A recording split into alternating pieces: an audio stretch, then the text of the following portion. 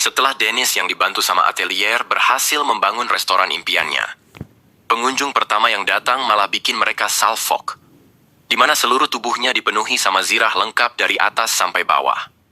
Dennis lalu mengingat lagi akan buku panduan cara membuka restoran edisi keempat halaman 68. Bahwa di dalamnya tertulis hormati batasan mereka dan permudah mereka menghabiskan waktu di restoranmu. Setelah mengingat cara tersebut, Dennis mempersilahkan pelanggannya duduk dan menyuruh atelier menghidangkan air putih. Ketika pelanggan pertamanya duduk dan membuka menunya, terlihat Dennis sudah tidak sabar. Sebagai pelanggan pertamanya, Dennis akan merayakannya. Jadi apapun yang dia pesan akan dibuat dengan segenap jiwa. Pelanggan itu lalu menunjuk menu nasi porsi kecil sama umeboshi kristal. Karena terlalu sedikit, Dennis bertanya apakah cuman itu. Pelanggan itu pun menunjukkan gestur itu saja cukup. Kemudian atelier menyuguhkan segelas air putih pembuka. Dennis yang merasa aneh bertanya lagi, apakah uangmu tidak cukup untuk memesan makanan yang lebih layak? Tak ingin mengecewakan pelanggan pertamanya, Dennis akan membuatkan katsudon saja. Takut tak bisa membayar, pelanggan ini mencoba menghentikan Dennis. Dennis lalu menjawab agar jangan terlalu khawatir masalah bayar, dia akan memberikan gratis sebagai pelanggan pertamanya.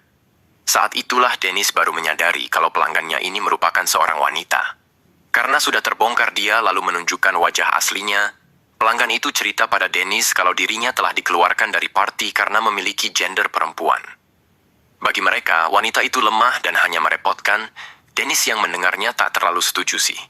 Apalagi wanita ini memiliki level 23 yang notabene cukup tinggi untuk sekelas pendekar pedang.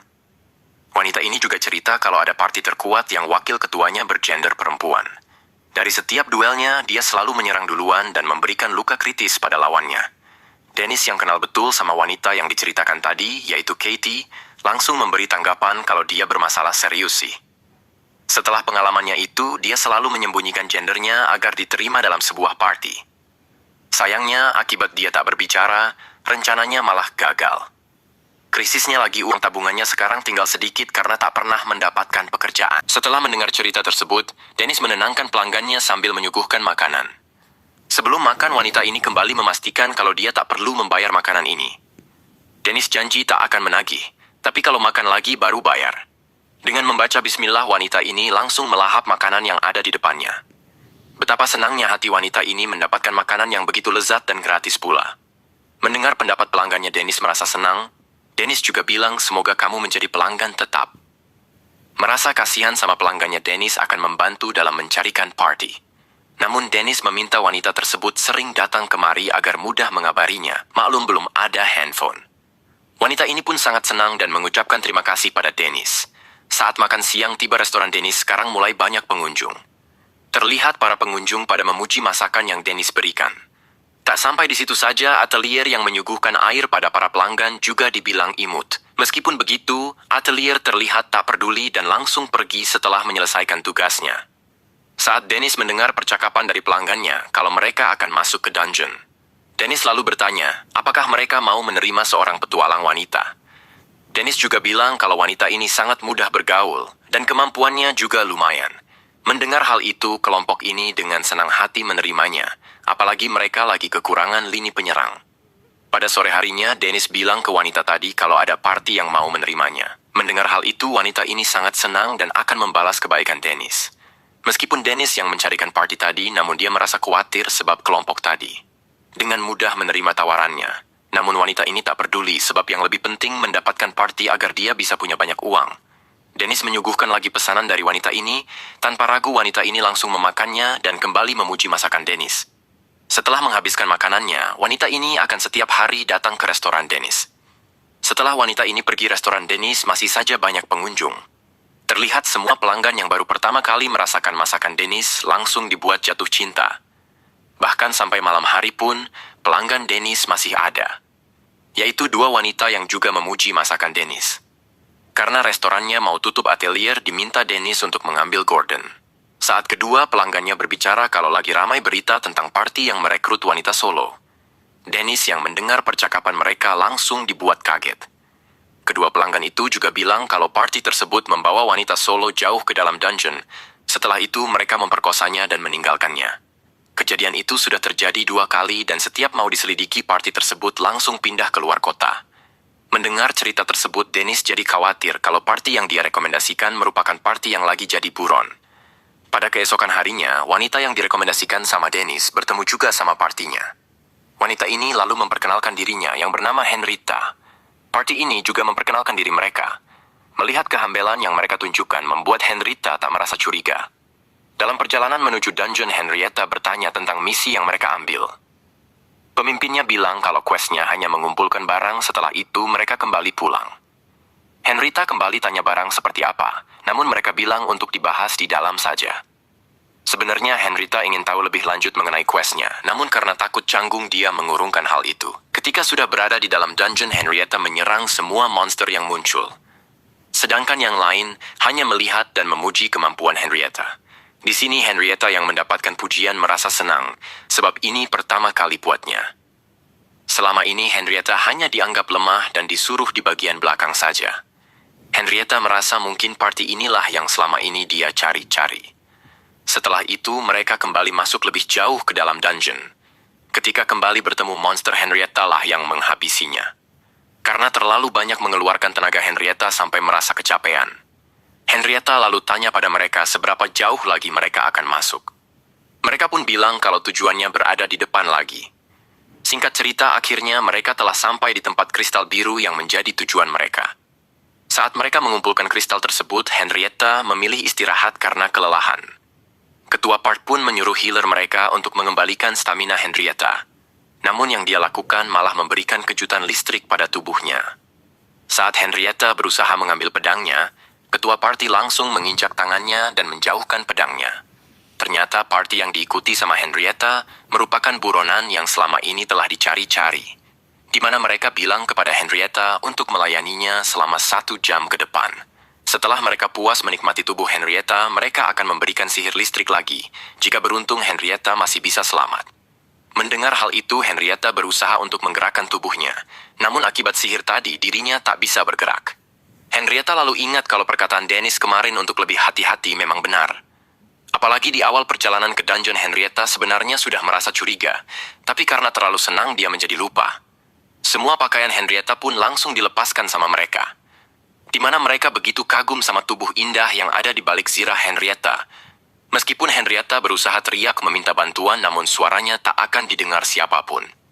Saat mereka hendak melepaskan kancut Henrietta, mereka mendengar suara seseorang.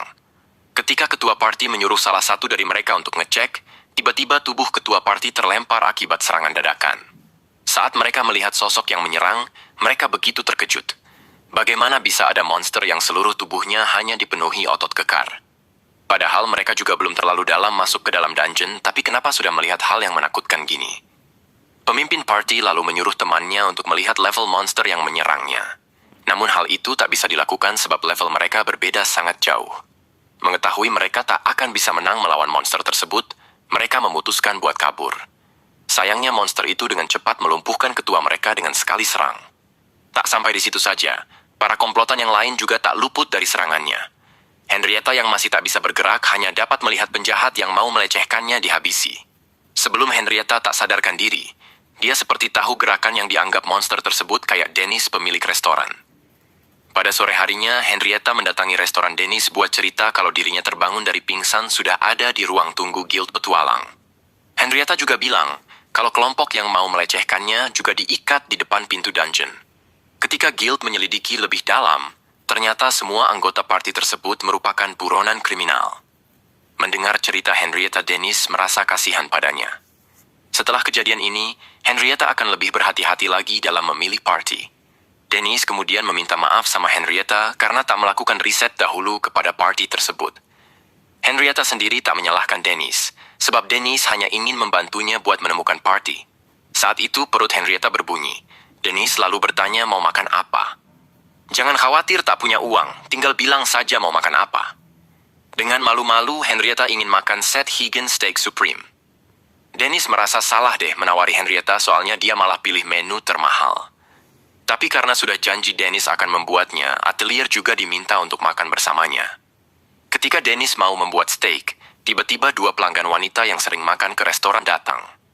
Dennis lalu menyuruh mereka ambil sendiri minumannya sebab Atelier mau makan malam. Tak lupa mereka juga memesan makanan kesukaannya. Setelah Dennis menaruh steaknya ke piring, dia langsung menyuguhkan kepada Henrietta dan Atelier. Seperti biasa, makanan yang Dennis buat selalu mendapatkan pujian dari Henrietta dan Atelier. Kemudian kedua gadis tadi bertanya kenapa Dennis menutup restorannya selama 2 hari. Dennis pun menjawab kalau dia memiliki urusan yang harus dia selesaikan. Mendengar jawaban Dennis, Henrietta yang melihatnya dari belakang makin yakin kalau orang yang sudah menyelamatkan hidupnya adalah Dennis. Pada keesokan paginya terlihat sosok wanita cantik dan tomboy akan mendatangi restorannya Dennis. Setelah Henrietta diselamatkan Dennis dari kelompok yang ingin merenggut kesuciannya, Henrietta pun curhat ke Dennis apakah dirinya harus tetap menyembunyikan gendernya atau menjadi dirinya sendiri. Dennis yang lagi sibuk tak memperdulikan curhatan Henrietta, hal itu membuat Henrietta rada kesal. Dennis lalu mengalihkan pembicaraan dengan bertanya mau makan apa. Henrietta pun pesan ramen sorcery. Ketika membuatkan ramen untuk Henrietta, Dennis pun bilang tentang curhatan yang diceritakan Henrietta tadi, di mana Dennis bilang agar Henrietta melakukan saja sesuai cara dia sendiri. Sebab menurut Dennis Henrietta itu ya Henrietta, sambil menyuguhkan ramen yang telah jadi. Henrietta yang mendapat pencerahan dari Dennis lalu pergi untuk meminjam ruangannya, di mana Henrietta segera melepaskan semua baju zirah yang ada di tubuhnya. Dennis sendiri bingung suara ribut-ribut apa itu. Sebelum Henrietta keluar, dia memantapkan lagi niatnya untuk tidak menyembunyikan lagi jati dirinya. Dengan penuh semangat, Henrietta muncul dengan pakaian zirah yang sudah lepas semuanya. Melihat perubahan yang dilakukan sama Henrietta, Atelier pun memberikan jempol untuk memujinya. Sekarang rasa percaya diri Henrietta mulai tumbuh. Dia pun segera menyantap ramennya. Henrietta berterima kasih sama Dennis. Setelah mendengar perkataannya, dia merasa tersentil. Mendengar hal itu, Dennis jadi merasa malu sendiri. Namun Dennis mengingatkan pada Henrietta kalau dia datang kemari bukan hanya untuk makan toh. Dennis mengingatkan agar Henrietta segera mencari party baru dan menyuruhnya buat berusaha lebih keras lagi. Sebab Henrietta sudah memiliki banyak hutang di restoran, dan kalau nggak kerja, bagaimana cara membayarnya? Henrietta pun kaget sebab dia pikir makanannya tak dihitung hutang. Saat mereka lagi berdebat, tiba-tiba datang pelanggan baru yang tampilannya memukau. Ketika duduk di meja makan, pelanggan itu memasang wajah sinematik sambil membuka buku menu. Henrietta yang melihat gadis tersebut merasa kagum sama kecantikannya. Dennis lalu tanya pesanan gadis tersebut. Soalnya semua makanan di sini itu enak loh. Saran yang diberikan Dennis tadi sama sekali tak membantu buatnya. Dennis lalu merekomendasikan katsudon, tapi dia lagi tak ingin makan nasi. Kemudian Henrietta menyarankan buat pesan pasta, tapi dia juga lagi tak ingin makanan berat. Dennis yang kesal pun menjadi marah sama gadis yang nyebelin ini. Henrietta pun segera menenangkan Dennis dengan bilang, kadang orang itu bingung menentukan pilihan. Saat itu Atelier menyarankan pada gadis tersebut buat pesan nasi goreng. Karena sudah diputuskan pesanannya, Dennis segera membuatkan nasi goreng. Seperti biasa, Dennis menggunakan kemampuan ajaibnya untuk memikat pelanggan barunya. Akhirnya, nasi goreng kuahan kakek pun selesai dan langsung dihidangkan ke gadis ini. Saat gadis ini mencobanya dirinya, langsung dibuat jatuh hati sama masakan Dennis. Dennis lalu bertanya apakah ada masalah. Gadis ini pun bingung apa maksud ucapan Dennis. Kalau memang nggak ada, Dennis tak memaksa. Gadis ini malah cerita saat nggak diminta. Gadis ini lalu cerita kalau petualang di sekitarnya memiliki level terlalu rendah. Seketika semua pada diam. Ketika Dennis tak ingin mendengar ceritanya lebih dalam, dia kembali nyerocos. Dia berpikir kalau semua party hanya berpikir menyelesaikan quest dan mendapatkan uang recehan. Padahal gadis ini memiliki impian buat memiliki party papan atas. Mendengar ucapan tersebut, Dennis langsung menyerang Henrietta yang masih jadi pengangguran. Gadis ini merasa kesal sama partinya yang pemalas dan tak mau berkembang. Seharusnya seorang petualang sejati harus menjelajahi tanah yang tak dikenal. Dan saat dia bilang begitu ke partinya, dia malah dikeluarkan dong. Mendengar cerita tersebut, Dennis bertanya ke Henrietta, apa restorannya menyebarkan fenomena pengundang buangan. Gadis ini tak menyesal dikeluarkan dari party, sebab dia yakin akan mencapai puncak dengan kemampuannya. Dennis lalu menasehatinya agar jangan terlalu lama sendiri, sebab seorang petualang itu butuh party. Sehabis makan, gadis ini membayar dan bilang ambil kembaliannya padahal uangnya pas. Sebelum pergi, gadis ini memberitahu namanya yaitu Vivia Strange. Sambil keluar restoran, dia akan kembali untuk nasi goreng udang. Dennis pun senang karena masakannya disukai. Singkat cerita, Vivia kembali datang dan cerita kalau dia sudah bergabung dengan party bernama Pasukan Night Mist. Terlihat Vivia sangat bersemangat gabung ke party barunya ini, apalagi dia memiliki sihir tingkat tinggi. Vivia juga bilang kalau partinya memilih dia karena melihat potensi yang menjanjikan. Vivia yakin tak lama lagi dia bakalan dapat gabung ke party terkuat bernama Silverwing. Setelah Dennis menyajikan nasi gorengnya, Vivia benar-benar menyukai makanan tersebut. Vivia lalu tanya pada Dennis, seandainya aku gabung ke Silverwing, apakah dia akan mendapatkan julukan keren kayak penyihir kegelapan? Dennis yang pernah masuk ke dalam party tersebut malah mendapatkan julukan nasi goreng legendaris. Dennis yakin sama Vivia kalau dia mendapatkan party yang bagus, dia akan menjadi petualang andal. Dennis lalu tanya Quest, apa yang akan Vivia jalani? Vivia bilang ngumpulin bahan sintesis langka yang ada di lantai 5 dungeon. Mendengar hal itu, Dennis langsung mengecek kemampuan dan level Vivia pakai search. Meskipun Vivia sudah mencapai level 17 di umurnya yang terbilang muda, tapi untuk pergi ke lantai 5 disarankan buat petualang level 30. Dennis lalu bilang, bukankah itu sangat berbahaya baginya? Vivia pun bilang, katanya ada anggota paling elit yang akan memberikan dukungan penuh padanya. Dennis sendiri yakin pasti sihir tingkat tinggi yang selalu dibilang Vivia, hanya dia baca lewat buku saja. Alasan stat dasar naik tiap level, karena skill yang dikuasai hampir selalu aktif. Kalau memang dia benar-benar menguasai skill tingkat tinggi seharusnya, level miliknya akan naik secara signifikan. Saat Dennis kembali menasehati, Vivia bilang, jika belum pernah masuk dungeon mereka tak akan tahu. Dennis lalu mengingat kembali terakhir dia masuk ke dalam dungeon saat masih bersama Party Silverwing di lantai 37. Vivia yakin pasti dia bakalan baik-baik saja sebab dia bersama party papan atas. Setelah membayar makanannya, Vivia akan kembali lagi buat pesan nasi goreng kepiting. Ketika Dennis yang ditemani atelier berbelanja, dia masih kepikiran sama Vivia. Ketika Dennis ingin menghentikannya, Dennis ingat agar tak boleh ikut campur terlalu jauh. Saat itu atelier menarik baju Dennis dan berkata, semoga Vivia selamat. Tiba-tiba ada dua petualang yang melewati mereka dan lagi membahas Vivia, di mana Vivia disuruh masuk ke dalam dungeon lantai 5 sendirian sama Kapten Hooper. Hal itu buat mengetes anggota yang akan masuk ke partinya.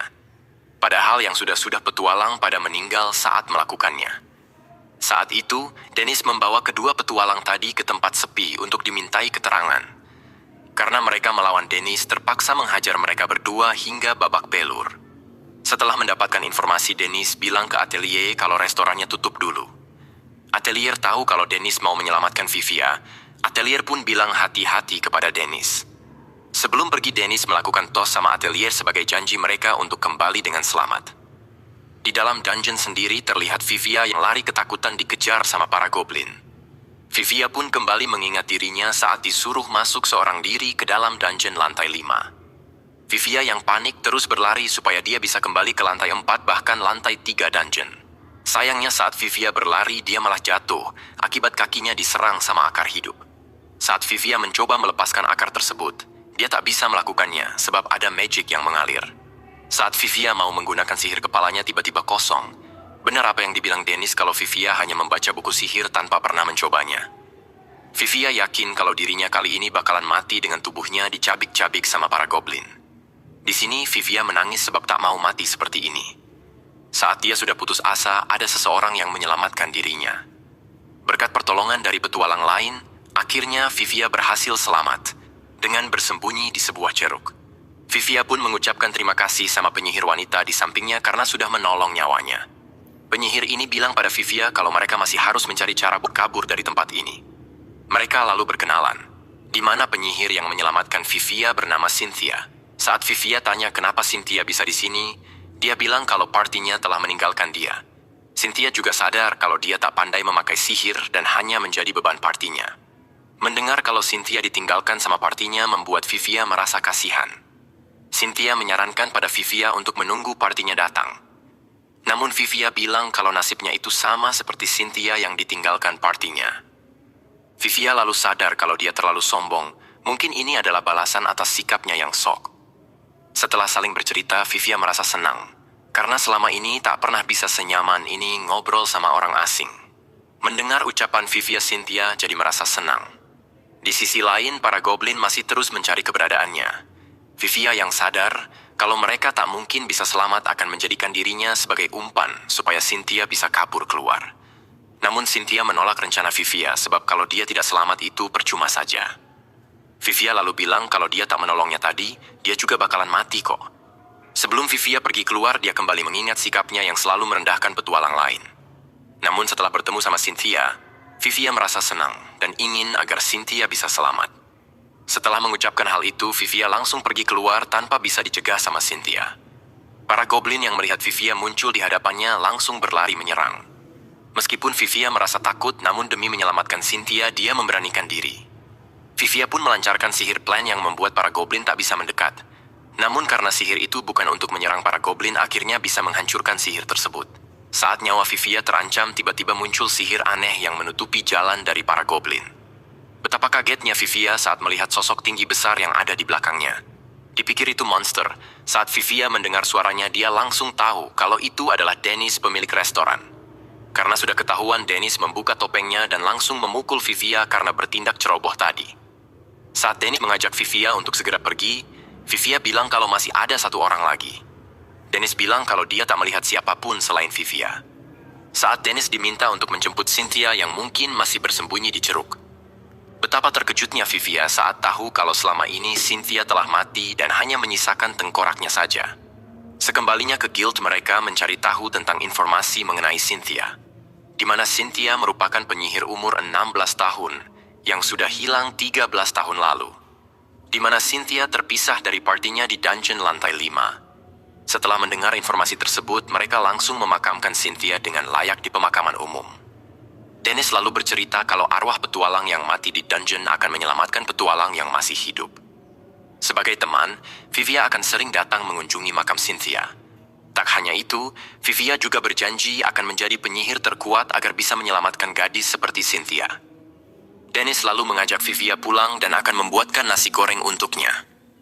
Dennis juga menghibur Vivia agar jangan sedih terus. Vivia pun kesal pada Dennis sebab meratapi kesedihannya saja tak boleh. Saat itu, Vivia merasakan sihir dari Cynthia, di mana terlihat Cynthia yang bahagia melihat Vivia bisa selamat. Di tempat lain, terlihat seorang wanita yang hendak melakukan bundir di bangunan jam kota.